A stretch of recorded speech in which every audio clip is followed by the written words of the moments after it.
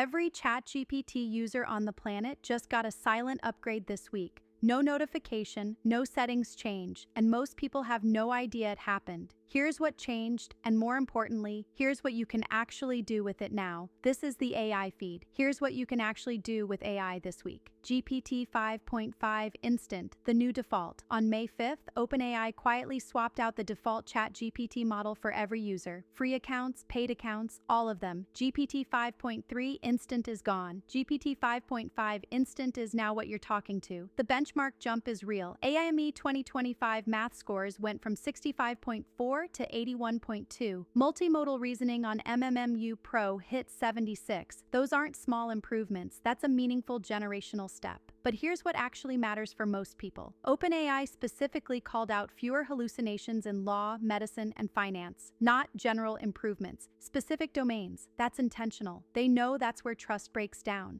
So if you've been hesitant to use ChatGPT for anything that needs to be accurate, now is a good time to retest. Try it on a legal clause you're reviewing, a medication interaction question, a financial calculation. It's not infallible. Nothing is. But the error rate dropped. The other upgrade is for people running agentic workflows.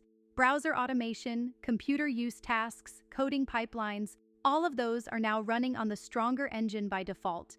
No config change required on your end. If you're on the API, the model is available as Chat Latest. One swap in your config and you're on it. Here's the thing, the finance feature I'm about to cover next is built entirely on this new model, and that combination is more interesting than either piece alone. ChatGPT Personal Finance Tools, US Pro. If you're a ChatGPT Pro subscriber in the US, there's a new feature in preview that most people are still sleeping on. OpenAI launched personal finance tools that connect directly to your bank accounts. Over 12,000 financial institutions via Plaid, real data, live. You get a spending dashboard, but the more useful thing is the natural language layer on top. You can ask, where am I overspending compared to last quarter? And get an answer grounded in your actual transactions, not a generic budgeting tip.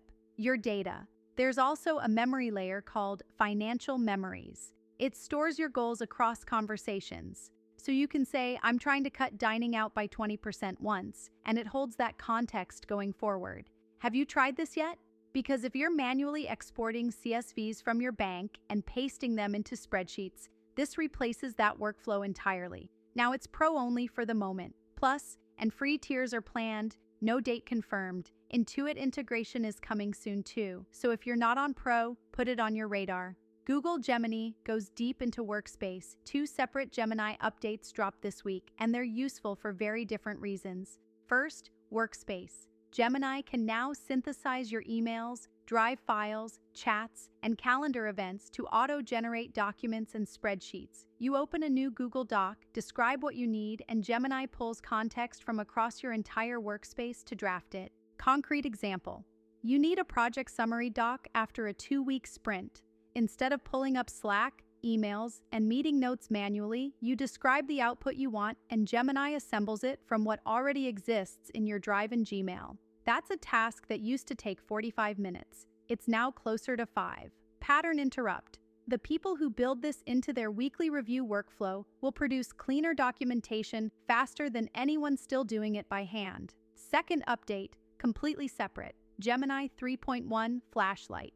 This is a model designed for volume. It's 2.5 times faster than prior Gemini versions, and it's priced at 0.25 per million input tokens. For context, Claude Opus 4.7 is $5 per million tokens. GPT 5.5 is $15. Flash-Lite is 20 times cheaper than GPT 5.5 for the same volume. If you're building pipelines that involve classification, summarization, or data extraction at scale, Flash-Lite is worth benchmarking right now. It's not designed for complex reasoning. It's designed to be fast and cheap. For the right task, that's exactly what you need. DeepSeek V4-Pro, MIT licensed and actually competitive.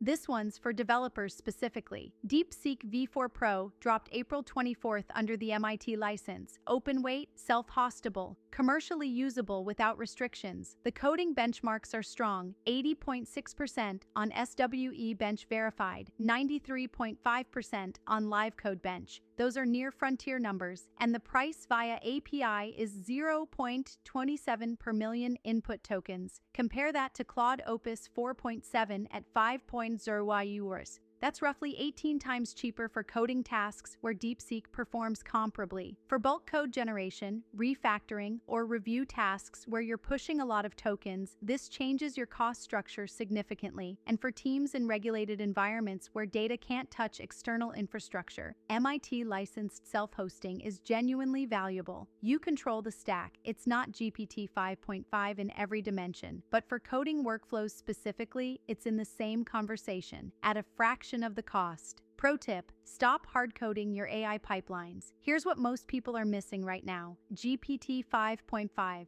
Claude Opus 4.7, Gemini 3.1, DeepSeek V4-Pro, all released within weeks of each other, and the next cycle is already coming. If you've built any automation or workflow that hard-codes a specific model, you're already accumulating technical debt. Every release cycle, you're doing manual surgery on your pipelines instead of just swapping a config value. The fix is an API abstraction layer. Tools like LiteLLM or OpenRouter sit between your code and the model. You call one endpoint. Under the hood, you can route to any model. When a cheaper, faster, or more accurate model drops, you change one line, not your whole pipeline. This also lets you run real benchmarks. Send the same prompt to 3 models. Compare quality, speed, and cost on your actual tasks, not synthetic benchmarks. Yours. The people building model-agnostic infrastructure right now will swap to the best model every quarter without breaking a sweat. The people hard-coded to one provider will spend that time doing maintenance instead. That's your AI feed for the week. The thing most worth trying right now: open ChatGPT, find something you've been afraid to trust it with, and see if 5.5 changes your mind.